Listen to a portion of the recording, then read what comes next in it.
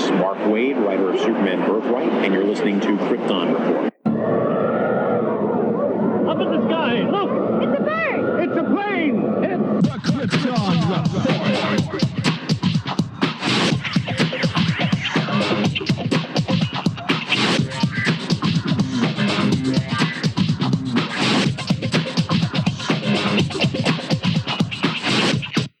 Host Tyler, and welcome to Krypton Report, a podcast dedicated to all things Superman, Supergirl. We're going to look at the Supergirl TV series as well as the Krypton TV series, anything that has to do with the characters in their world. Comics, movies, TV shows.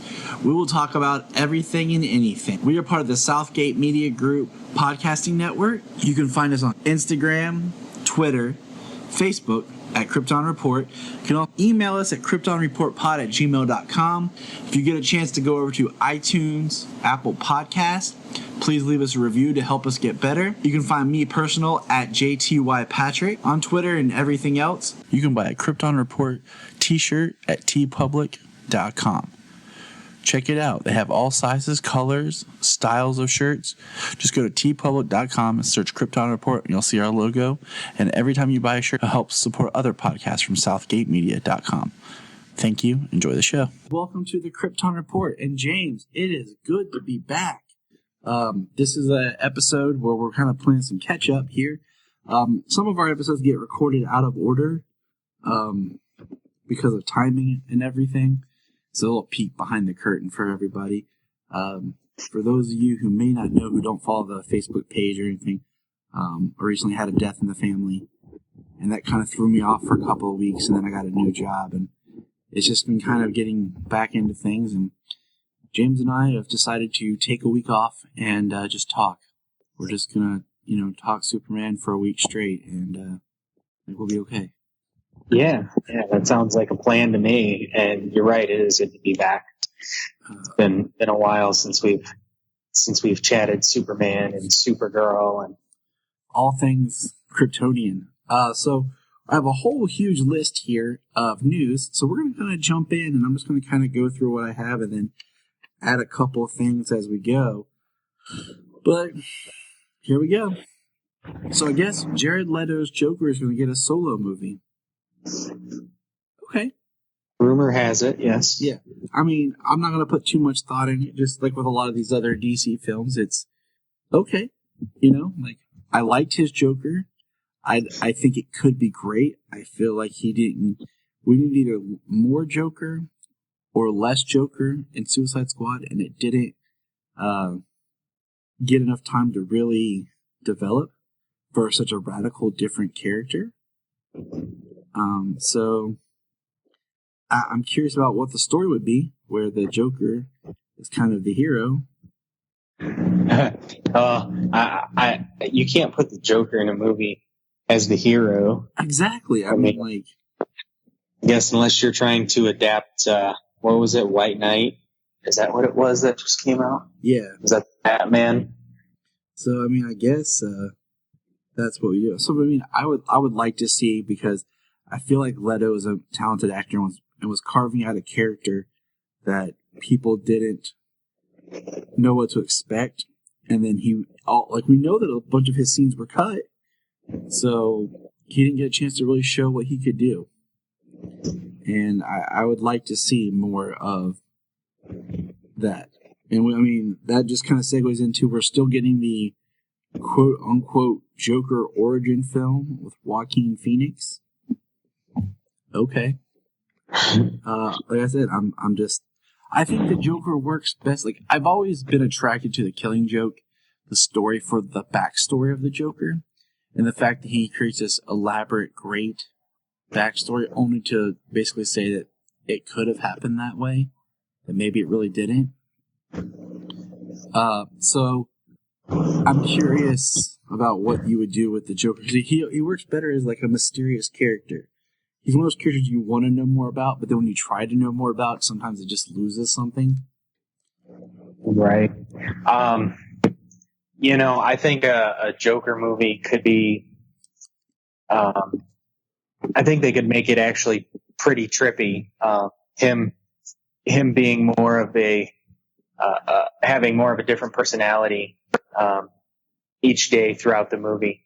The psychoses that he has, Jared Leto, with what he was given, his mannerisms, tattoos, take them or leave them, but Yeah. take them or leave them. I mean, it's just a radical change on him. And it didn't offend me any. So what? But there's a lot of interesting character bits about the Joker spread throughout his history, and they've used a lot of them in different places.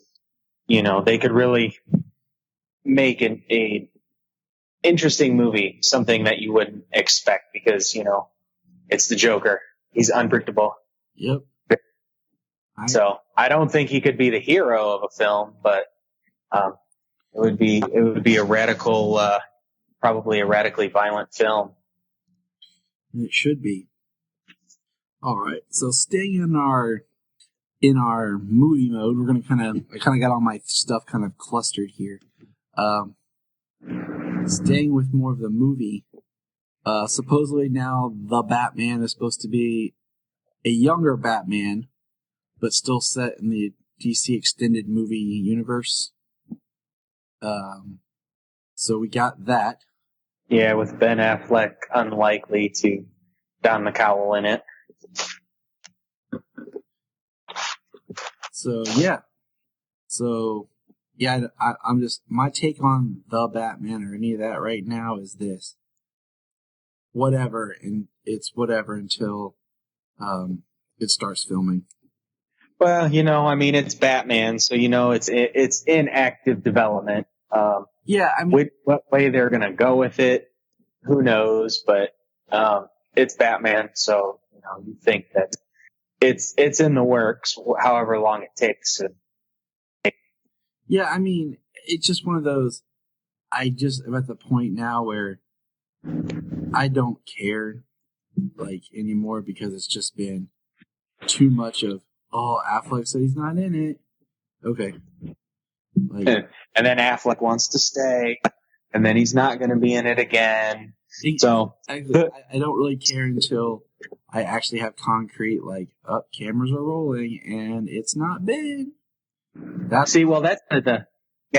the difference, though. Like the Batman movie, we know the Batman movie is in active development, and what way it takes, what shape it takes is going to be interesting. But the Joker movie, those are still kind of rumored, and especially the Jared Leto, that's just a rumor.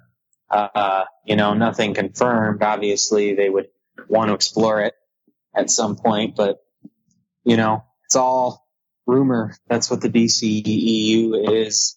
Beyond the 3 films that we know, the DCEU is filled with rumors. Rumors. Yep. It's interesting when you hear them. Just keeping speculation alive. Yeah, I don't know. It's something, but all right. So keep moving on with that. Let's see. I'm reworking. So Green Lantern Corps movie is going to be written by Jeff Johns. I guess produced by Jeff Johns, and supposed to star Hal and Jon Stewart. Okay, that's what I say. Buddy cop movie they've been talking about.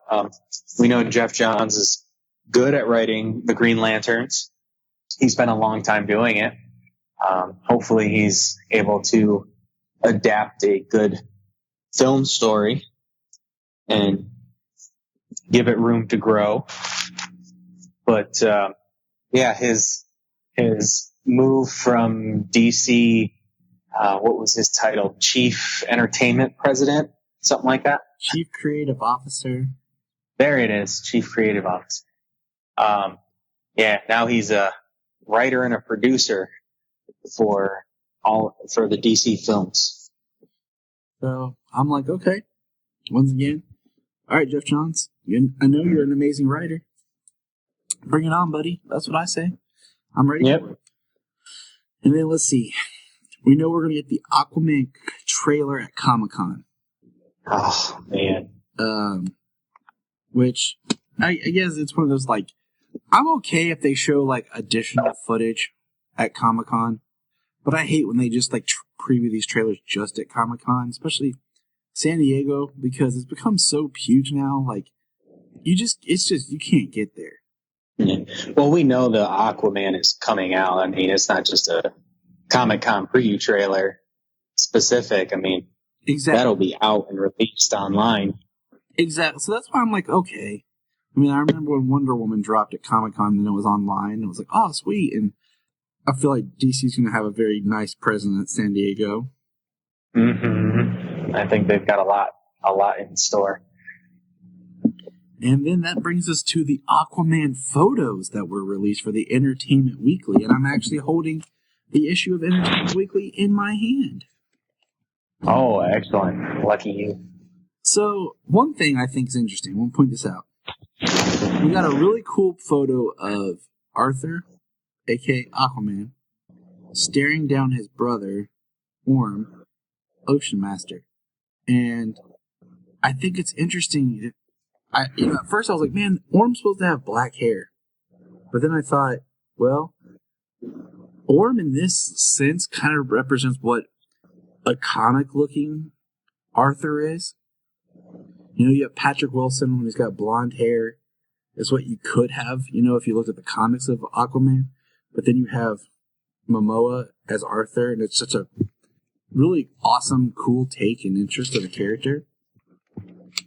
So we have a picture of Aquaman just being shot by water. But you know what my favorite picture is? What's that? It's the one where it looks like they're under the water, and it's Aquaman and Mera talking to who I believe is Volko, which is Willem Dafoe, and James Wan is right there directing. The Green Goblin. Yeah, the ship looks like it's already underwater. The set was designed to look like it was underwater. So, I mean, if the background already looks that way and then you add in some CG effects, I mean, they're underwater. Exactly. So I'm really excited for the underwater effects for this film, because it's just, I feel like it's something that we haven't really seen. The glory and majesty of what Atlantis under the water could be. We have a picture of Queen Atlanta giving baby Arthur to his dad, which I'm not like thrilled that it's Nicole Kidman, but whatever. Her costume looks really good though. It's all shiny and blue, and what I find interesting though is that we get to see Black Manta, just him, like we see the Manta helmet, and it's more flat. It doesn't have as much of the elongatedness that we're accustomed to seeing when it comes to Manta. And I'm kind of wondering if they're going to call him Black Manta all the time, or if it'll kind of get dropped and he'll just be Manta. I mean, either way I'm all right with. I would assume that they would probably just call him Manta. I mean, they'll probably reference Black Manta at some point, but like as a just saying by name, I assume it would just be Manta. Call him out by Manta. Yeah, I agree.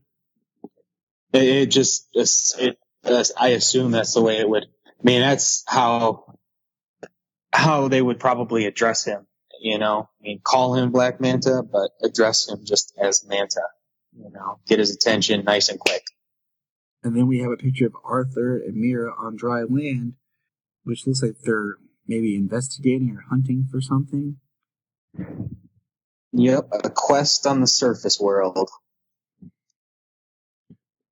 So, yeah, I mean, it looks awesome. And I mean, I have nothing. And then, we have the issue that I have has Aquaman, Arthur on the cover with Mera and Atlanta. Mm-hmm. It looks right. That's the one I would prefer, not the one with just a close up on Momoa's wet face. Yeah. I'll pass on that one. I'm sure some people that's their preference, but Not this guy. Not this guy. No, me either. And then, so that segues into our next grouping of photos that we've got a whole bunch of now. And we know that they have officially started shooting Wonder Woman 2. And we just got our first look at Kristen Wiig as Barbara Jean Minerva. In a very cool, like it's like her in a museum. And it's very far off, distant shot. Well, there's one more photo. I'm not sure if it's an EW photo or if it was You're right. online. I definitely want to talk about this one. Jump back. Pulled, no. Bring it on. Like pulled straight out of the comics. When Atlantis was sunk, it split into 7 kingdoms, and they have statues of the 7 kings with their tridents and things up in the air, and it's like warring kingdoms. There's Orm's soldiers on great whites, and Orm is on like some kind of dinosaur sea creature, and Ulko is supposed to be on like a hammerhead shark, and then there's like they call them sea dragons, like giant seahorses that they're riding into battle on the other side. It looks so awesome. It's so small. It's hard to see. But I mean, it's going to be so epic. Oh man, like just the underwater world that they're creating. I mean, it's everything that you could pull from a comic book, everything you could imagine ancient Atlantis civilizations underwater. I mean, it's a spectacle to behold, and I can't wait to see what it looks like when the trailer finally hits next month.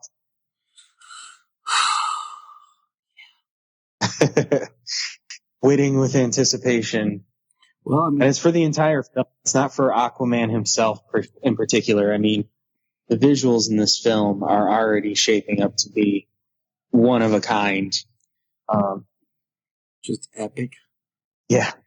And I mean, with the 7 kingdoms and everything, you can go back to that good old photo that we had of the first Momoa Aquaman photo of Unite the 7. Right, unite the 7 kingdoms of Atlantis. Exactly.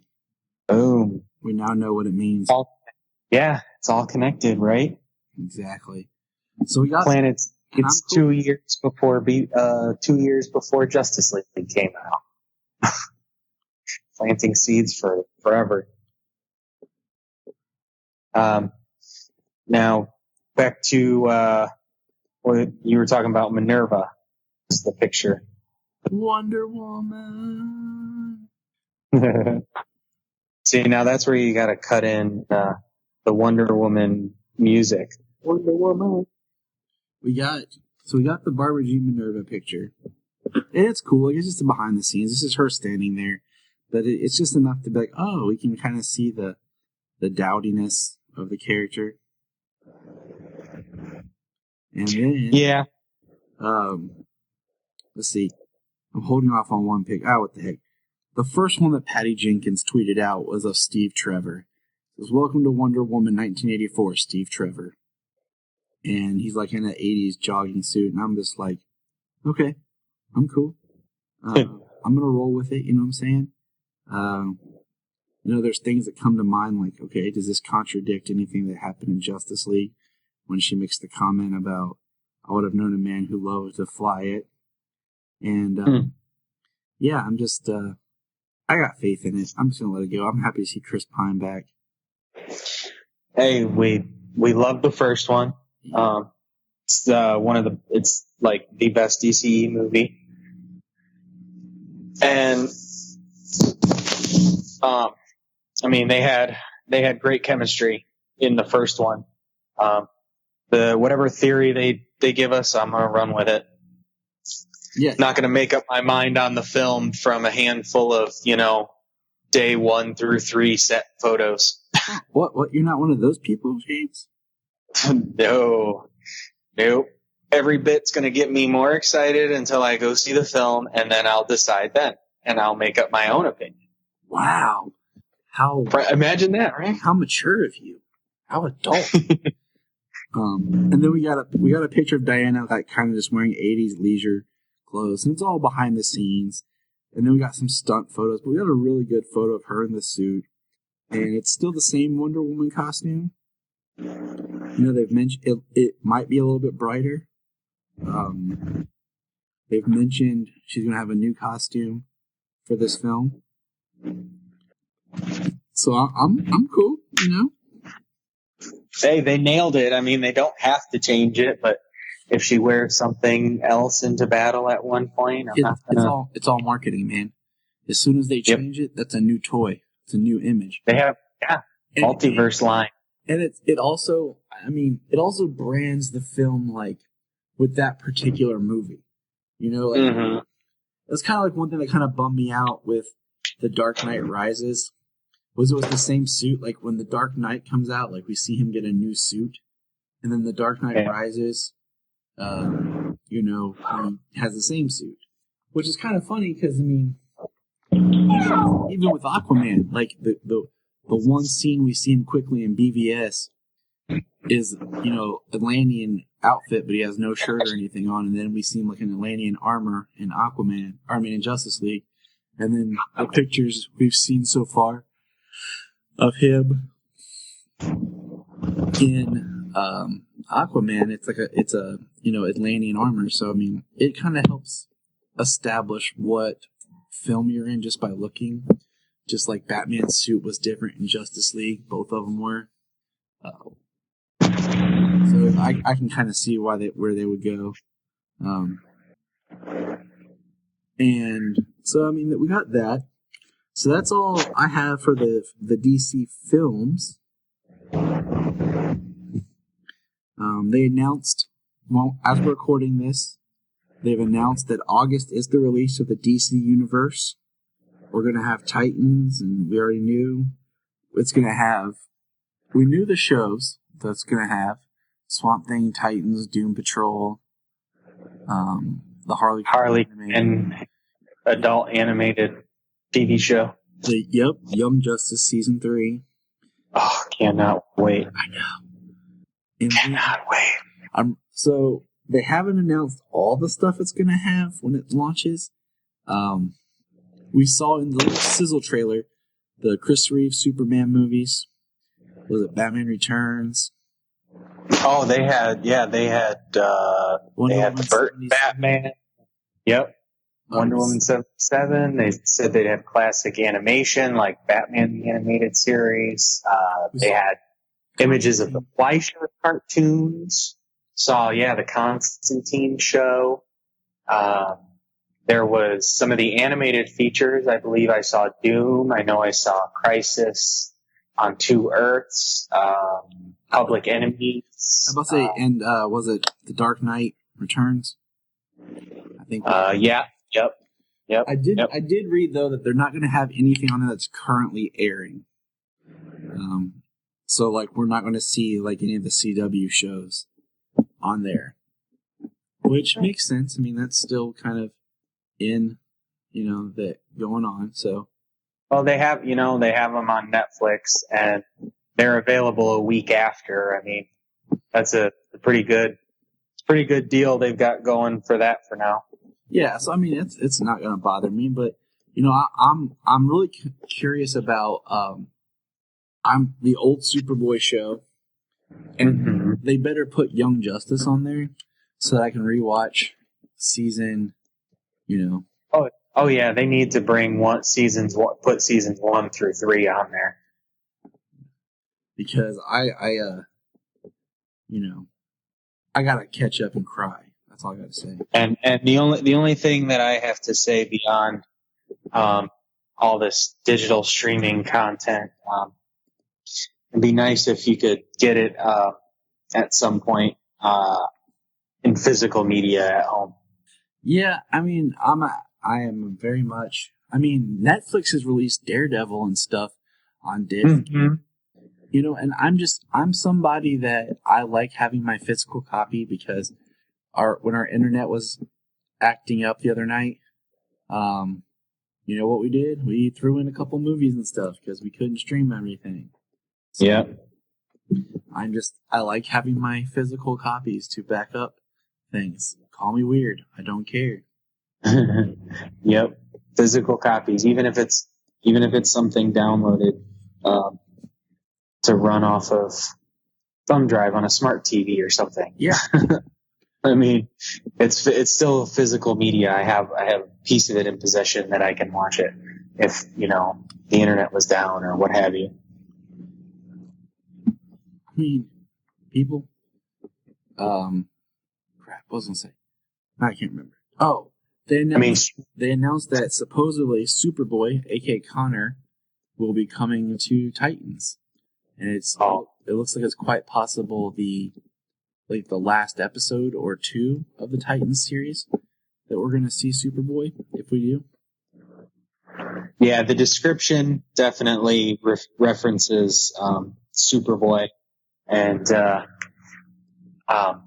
I am excited at the prospect of having another super character in live action. Especially like Superboy in the capacity that he really hasn't got anything going on. I mean, he was in one episode of Smallville, which was a nice little tease, but then that was it. Like, it was a build-up to nothing. Yep. They mentioned his name once or twice after that, and that was it. But, yeah, the only thing that Superboy has going for him is Young Justice. And I hope the live-action show will do him justice, considering it. And I'm excited at the prospect of another super character. And he could possibly even be, more depowered. He wouldn't have to fly. I mean, similar power set to his Young Justice character. Yeah, I've always kind of thought more interesting. I always liked the idea of a Connor Kent Superboy being kind of like how Superman was originally thought of when he was first created. Couldn't fly, and everything. So that's kind of where my head's at, and I would like to see that come to fruition. I've stated I've never been a big fan of Clark Kent as Superboy. As a child doing the heroics in the suit and everything, I always liked Superboy being the clone or now his son, and that way when he becomes Superman, there's more oomph behind it. Mm-hmm. I always think it's funny that they did Superboy, the TV series, but he was an adult in college. Like, he was still a man. They just used Superboy for copywriting and stuff. Right. Let's see. Small things here on my list. Well, I have a trade of the Boy of Steel, of the Connor Kent version of Superboy. So that's a version of Superboy that I am familiar with and enjoy. So bring it on. I can't wait to see it. Bring it on, bring it on. Well, speaking of, all this stuff in Titans, I believe earlier today I saw a photo with a caption saying final day or filming wraps on Titans. Yep. And we got a picture of Robin. I was going to jump to that and let us talk about that for a quick second. We have a picture. And you know what? I like it, but I don't like it. And I say that because it looks extremely photoshopped. I would have preferred more of a more open photo than what it is. Yeah, I mean, it certainly looks like a promotional still for the show with the coloring and everything going on around it. The costume itself, I think it looks kind of like a mix between the Arkham games and the DCEU. Yep. The costume itself, it looks that way, and it still looks really good. And I can't wait to see it in action. I go back and I always make the joke that when they first revealed like the Flash and Supergirl, like the first image of them in the costume, they weren't really good photos. Like, say what you want, but if you go look that up right now, people, they weren't the greatest photos.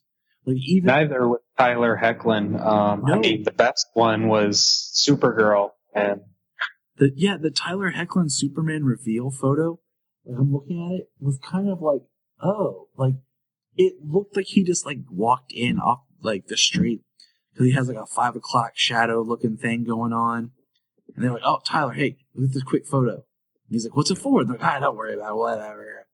and he looks like thin, and then you see the behind the scenes photos of when he actually appears, and you're like, wow, like those came out the next day, and I was like, okay, now I'm seeing it. Like now I'm getting comfortable with the idea.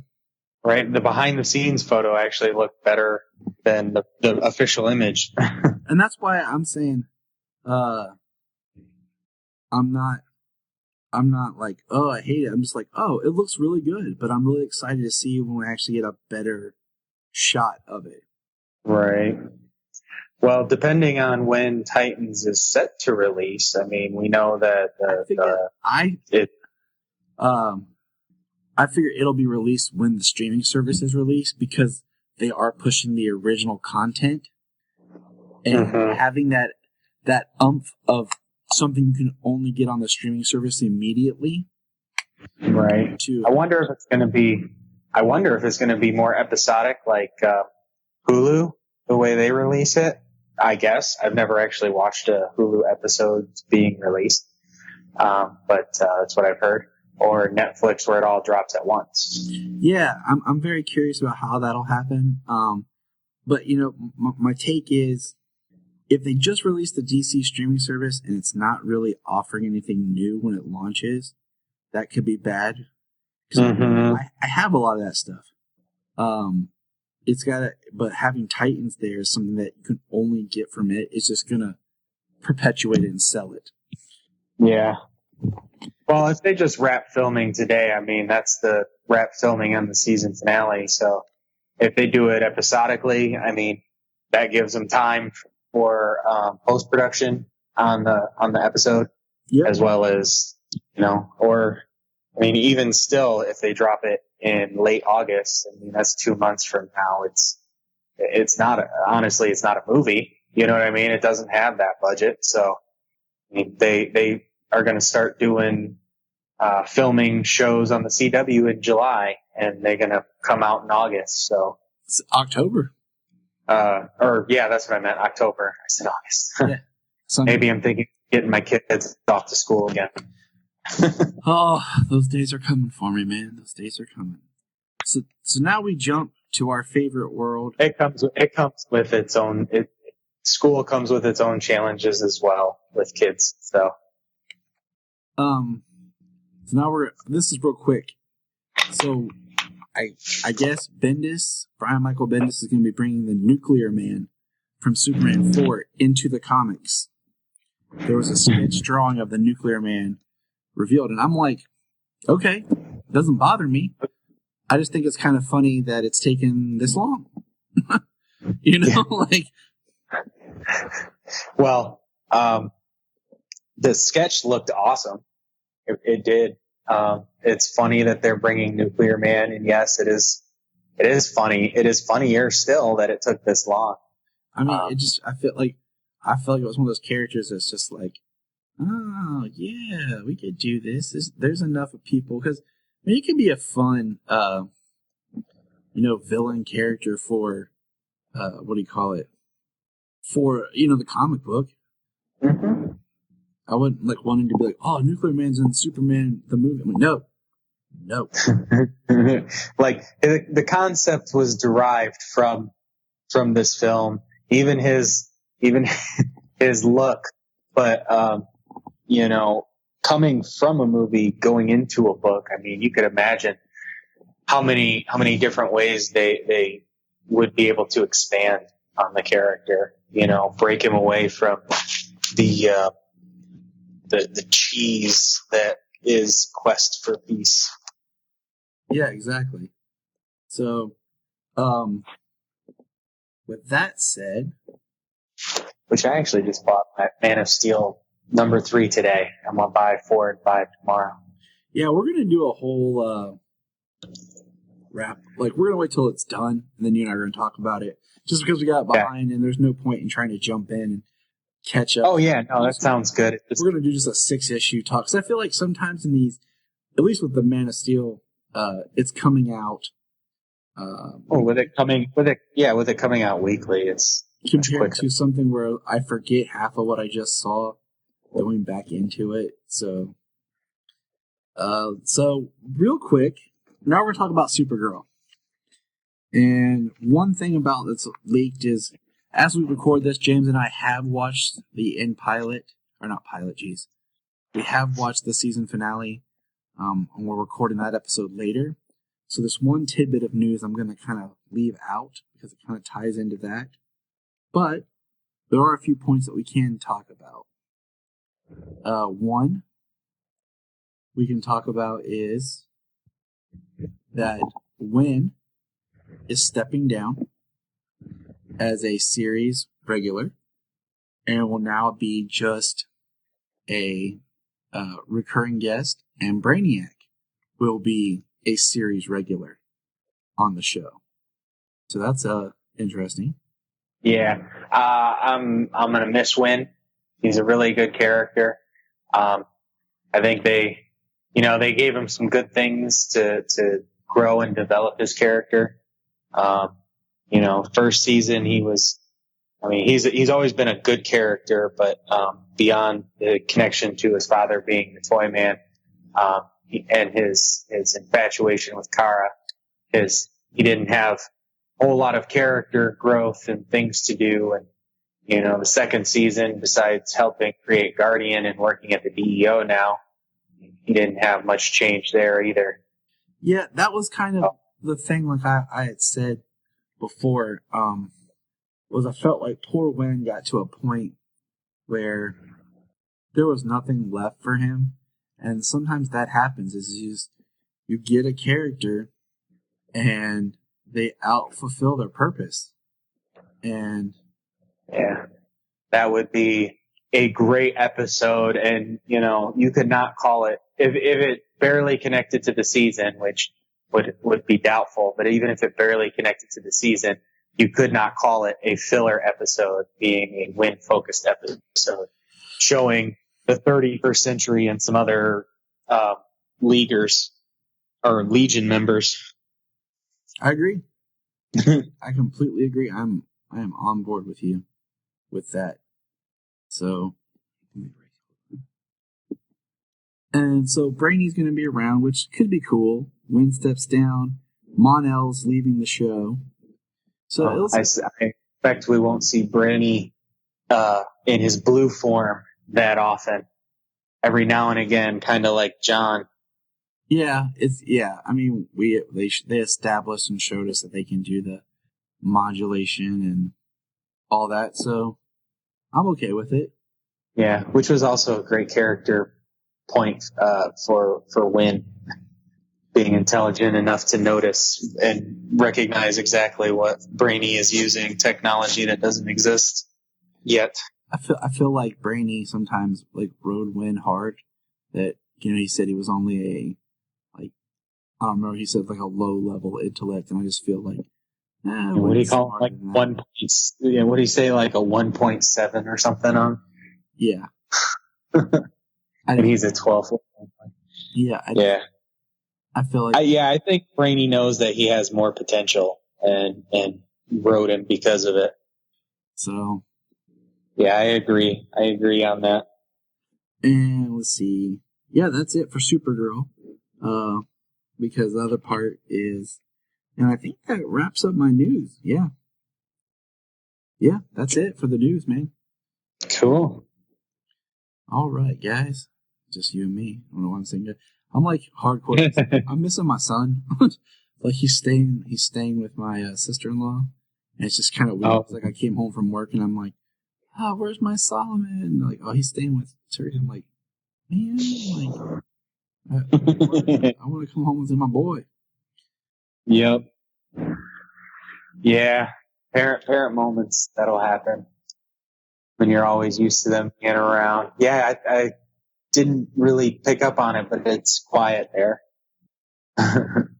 Because Dude, I have watched The Death of Superman. I'm going to watch it a third time. for all the people out there, just so you know, The Death of Superman was leaked online. I had a listener friend of mine send it to me. I don't support piracy, and I'm still going to buy it. Oh, absolutely. I've already pre-ordered it, but there was such a big deal in the fan community, and my friend sent it to me. I felt like I owed it to him to watch it, and of course I have to share it with James. And yeah, we're still buying it. Oh, so don't. I thank you very much. And yes, buy it. And that's all we're going to say right now, because we're going to have a huge discussion when it officially releases, so that when we talk about it, all of our good listeners can listen to it as well. And they won't feel like they're getting... They will have seen it. They will have seen it. They will have enjoyed it. And I can't wait to talk about it. Yes, it's going to be amazing. And we will both have seen it countless times by then. Yeah, I'm about to say, there's no point even trying to realize how many times I'll see it by the time we watch it. Well, Solomon loves Doomsday, so... Oh, I know. I told him, I said, you want to watch Doomsday movie? He goes, Doomsday movie! Oh, yeah, he's gonna be asking you to watch it every day. He was like, Daddy, is that Doomsday? I was like, yep. He's like, what? And then he's like, when's Doomsday coming? And then he looks at me and he goes, is Doomsday here? Is that him in this? I'm like, yes, buddy. He's like, good. Crazy child of mine. Yeah. So good. So good. That's all I can keep saying for the time being. So good. I really enjoyed it. All right. That's going to be our news. All right. Do you want to talk about the finale, or do you want to talk about the summary of the episodes?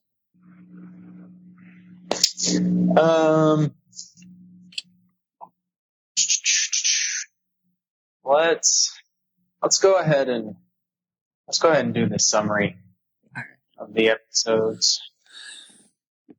All right, make my note here so I can edit later. Here we go.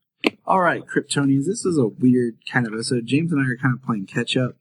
There's been some times, as I stated in a previous episode, my grandfather passed away, and Jania wanted to be on a couple episodes with me, so we had held off recording those because Jania was going to record them with me, and James and I recorded some others, but then just life happens and things change and time and all that fun jazz happens. So James and I decided we're going to have to go back and record those episodes that originally Jania was going to do, but it's not. So this episode is actually going to be kind of we're going to sum up and talk about a few episodes to just kind of get it out there so we can all be back on the same page. All right, so bear with us. We love y'all. We apologize. But here we go. So we're going to talk about Shelter from the Storm. And in this episode, we learned that Lena and Jimmy are together. And the Legion is here they were sick with blight, which I thought was a kind of an interesting name for the virus, just because blight is a villain from Batman Beyond. And that's the first thing I thought of when I heard blight. I was like, oh, so they're... Yeah. I recall that, but I also think blight is from Justice League Dark and Forever Evil. Probably. I'll have to look back and see and make sure that's true, but it sounds right. That was actually my first thought when they had discussed the virus and pestilence becoming blight in the future. Yeah, I feel like they did stop that. The names are kind of neat, like Pestilence. I thought Pestilence and Rain were fitting. Purity, I mean, it's a good name, but I don't think that name goes with a world killer. Yeah, like I feel like I'm kind of like torn, because part of me feels like Pestilence and Purity is kind of cool because you're doing these kind of alliterations with the P's, and it's a little bit like heavy, like Pestilence, Purity, and then Rain just kind of like, oh, that's different. Or Pestilence and Rain, and then Purity sticks out, like there's something not flowing. Is how I was feeling. But we find out that Rain is found her weakness, and basically the weakness is Ruby. She needs to get rid of Ruby because Ruby makes Sam strong, and she can't afford for Sam to be strong. Yes. And so, Alex is all freaking out, like, where is she? Where is she? And Lena's like, she's safe, she's fine. And they're like, no, I need to go to her. And Alex decides that she's going to go to Ruby. Thus, by Alex going to Ruby, what happens? She puts Ruby in danger. And I just think that's kind of... Well, in a turn of events, I mean, she used the phone. She went outside and allowed Rain to hear her. But, in just by chance, she allowed it to happen. But, it's not Alex's fault that she did. But, and in this episode, as she's looking for Ruby, she goes to Sam's mother's house. Yes, she does. And what happens while she's at Sam's mother's house? Well, she's first confronted by Supergirl and Mon-El and the lead and John, but she ends up killing Sam's mother. Yes, she does. But she goes out. I'd say she goes out strong. She goes out trying to love her daughter. Yes. And I gotta say, that's strong stuff. It wasn't easy what happened, and Rain kills her, and it's tough. It's an emotional moment. I mean, her daughter, in a sense, even though we know it's kind of a separate that Rain is a separate entity. But basically her daughter kills her, and that in turn, puts stress on Supergirl. She didn't save somebody. But when this is the episode when she hears Ruby and she goes to, it's Lex's mansion, isn't it? Yep, you took it. I was going to say. So Lena sent her to Lex's mansion to hide out, and it's cloaked and it's got some interesting traps, some things we might have seen before. And something we didn't think about till right now, Ruby never got to meet Patricia, Rain's mom, or Sam's adoptive mom. She never got to meet her. That's sad. Oh no. Yeah, that is sad. So I couldn't imagine kids, let alone grandkids. You know what I mean? Yeah, it's tragic. Let's see what else here. Going through my notes. Do you want to do did you want to bring up the Superman reference when Rain gets to the mansion? Yeah, go ahead. Go. Oh, okay. Well, I was trying to let you have it there. Oh, no, you got it. We're in this. Well, it's all good.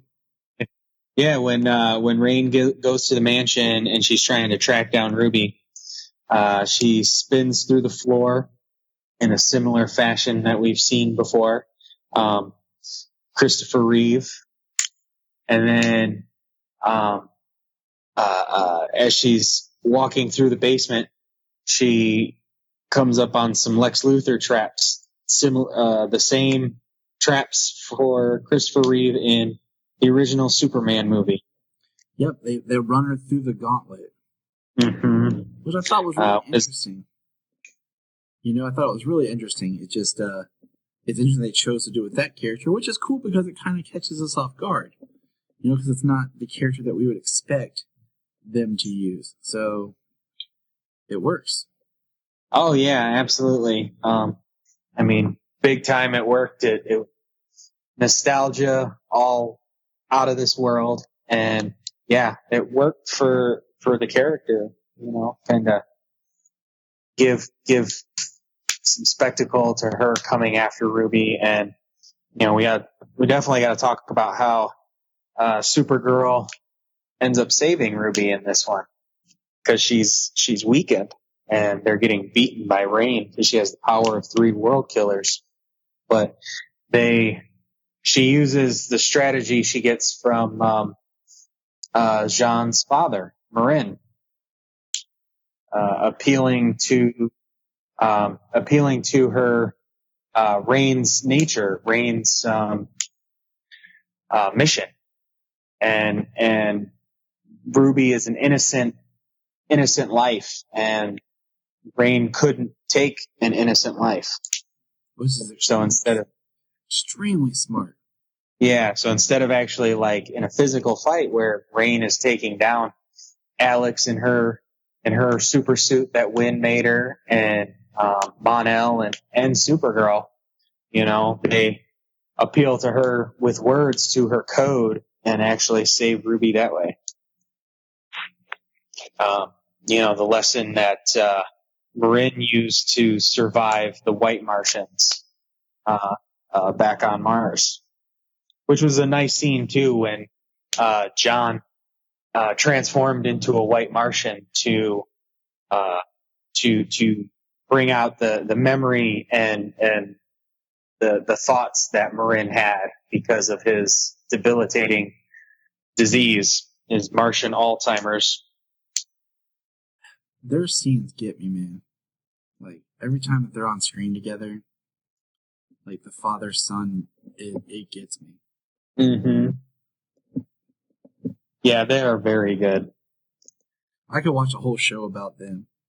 But, so in this episode, the Legionnaires are there to stop Pestilence. They did that. Rain, like you said, has the power of 3 world killers. So that just really sucks for Supergirl. They try to appeal to Sam, which I get the idea of appealing to reason. Like, Sam, but at the same time, that's why it was so smart the way that they did it, appealing to Rain's code. Couldn't get through to Sam, but they figured out how to stop Rain from, doing something that she shouldn't be doing. Putting her back on mission, so to speak. It is, what it is. Yeah. Good episode. It is a very good episode. So, moving on, the next episode is Season 3, episode 19, The Fanatical. Which should have just been called the episode entitled Guardian Does Something. That's what it should have been called. Because it really was a Guardian episode, and I'm okay with that. Because, this whole season we've said things like, where is Guardian? Where is like that? Jimmy just kind of abandoned that after all that I'm Guardian, I need to be Guardian. Trying to force Guardian down, and then he disappears. Then all of a sudden it's just like, I can do something else. Yeah. Well, the only 2 things they gave him for a while there was being a boyfriend to Lena, barely a friend to Kara sometimes. He's always a friend to her, not like he treated her shady or anything. But, just they didn't have too much interactions. He was always with Lena, and then, he had his really good scenes with Wynn as his friend, his buddy throughout the season. But that's all he's had to do in the entire season. Yeah, it's really weird when you think about it, because him and Wynn have had more time and everything together than Kara and he had. So it's back to what we were talking about. Well, Kara's got the rounds. Well, Kara's got the rounds to make. She's the lead, so somebody's gonna fall off. Somebody's gonna fall short somewhere, right? Yeah. So it was a good episode. Some of Colville's cult followers are they had a journal stolen from them by somebody who didn't believe the same the same teachings, and that Supergirl was lost, that she wasn't the Messiah that they had talked about before. And they're about the world killers now. They praise the world killers. Yeah, talk about jumping ship. I mean, right?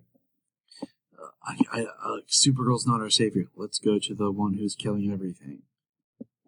And I just, well, I mean, it is her code or mission, to kind of bring peace, but it is kind of by any means necessary.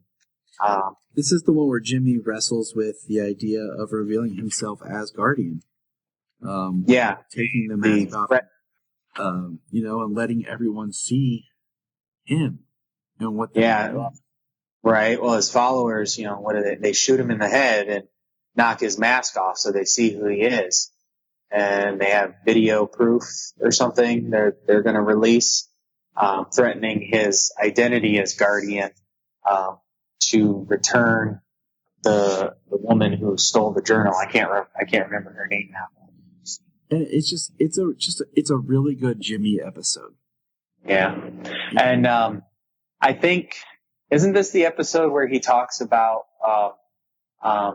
the racial profiling on him as a child? Yep. Which was really very impactful scene. Yeah, really strong scene. I mean, this show, Supergirl has always been the outlier in the DCCW shows where they were able to tackle some other political and different subject matters, more sensitive subject matters. And this is where, that lied, definitely until Black Lightning came out. That's 100% in your face, but this one has dealt with many different ones, and it was really nice to see that strong scene come from Jimmy. It was. And it was a great scene. And I feel like, our listeners might not know this. I'm not black. And it's something I've never had to deal with. But in that scene, the way he's talking about, he sells it. I feel like I'm there. Like, I understand what he's talking about, as much as I can. Yeah. Well, he very easily could have had to deal with something like that in his life. He could be drawing on personal experience at that point. I mean, we all, it's sad that it exists, and we all know that it exists. And, sometimes it's out of control. But very powerful scene, emotional, strong. It was a highlight for characters in this episode. And in that episode, they get the book that's setting up the world killers, and they're getting them ready to introduce us to some characters that we're going to talk about now in Dark Side of the Moon, which is episode 20, and our last of our summary episodes. Well, we gotta mention what happens here in Fanatical just to get to that, because they through the journal, through the book, they get what is it called, the Huron-El? Yep, Huron-El stone. I was getting there. Okay. We'll talk about it when throwing back to how it connects. Why did they name it Huron-El? Like, really? You had to use L at the end? Seriously? Yeah. L. I thought that was interesting. They could have definitely named it something else. I don't know why they had to name it, give it kind of a surname or something. But, in Fanatical, the one cult follower is using the stone to try to channel world killer powers into herself. And Kara can't touch the stone there, but Mon-El helps her to remove it from the chick's hand. And it's very interesting what that stone becomes. Yeah. But they understand it's probably something with Lena, right? And then they understand that they have to get more of that stone, and they track some of it, and that's where we get into Dark Side of the Moon, correct? Yep. They used the properties with Lena, and they found an asteroid that has it. And they follow that asteroid, and that asteroid leads them to Argo City. And we get to see my favorite Lois Lane back as Kara's mom. Mine as well. No offense to any other Lois Lane. She's just the one that got me. And this episode takes place predominantly in Argo City, where Kara is reunited with her mom, and she's happy and she's excited. And Mon-El, I really like Mon-El this season. And this episode is a prime example of what I like about his character, is he finds a sick boy, and he uses like Legion technology he had on him so that the boy would be healed. And we get a name drop of Zor-El, and we find out that the Kara talks to her mom, and she talks to her and finds out the Harenel is actually the life force of Argo City. It is the substance that is powering Argo City, and they have to go before the council to plead their case to be able to get a piece of it.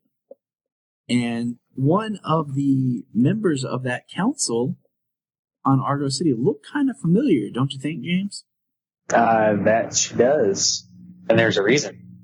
And what might that reason be?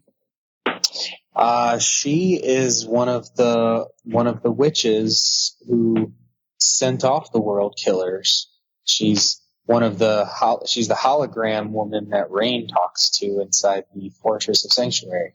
Exactly. And I was like, oh my gosh, this was an amazing twist. Because I don't know about like with you, but like for me, I thought like all the holograms were, people long and gone. Like I didn't see them as someone who might still be alive. I took it as this is. Yeah, they were on the planet, across the mountain range, launching off the ship at the same time as Jor-El and Zor-El, and assume they died with the planet, because that's most of the time at the last moments of the planet's life when the ships are sent off world. Exactly. So that was an awesome twist that I didn't see coming, and that made me happy. Well, in this episode, they've got Rain locked up. Lena has Rain locked up in the same cell that she had Sam when she was doing the tests on her. And this time it is officially like just Rain and Sam, right? Yes. Yeah, they're still connected at this point. It's getting late, people. We apologize. We're doing some of this off of memory, and I am looking at my notes and I can't read it.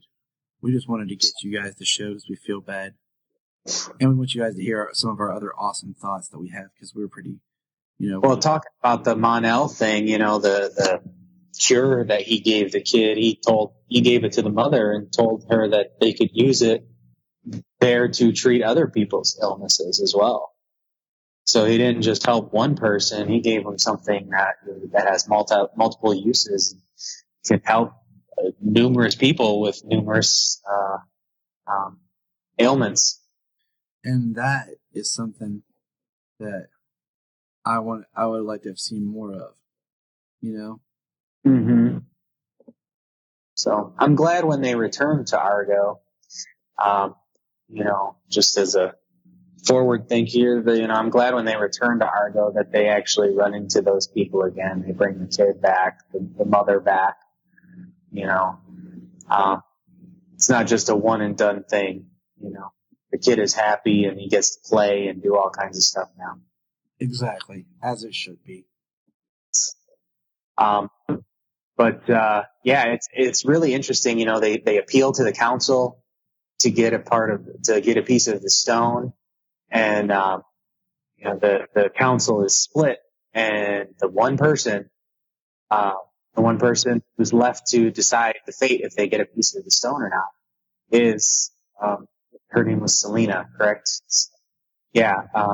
One of the witches, one of the world killer, witches, and she actually grants them some of the stones because she obviously has a plan for Earth and for the world killers.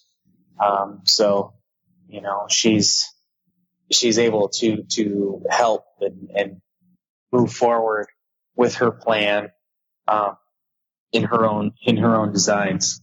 Didn't it just make you kind of like feel a little odd and like creepy and uncomfortable because you weren't sure what she was doing? Yeah.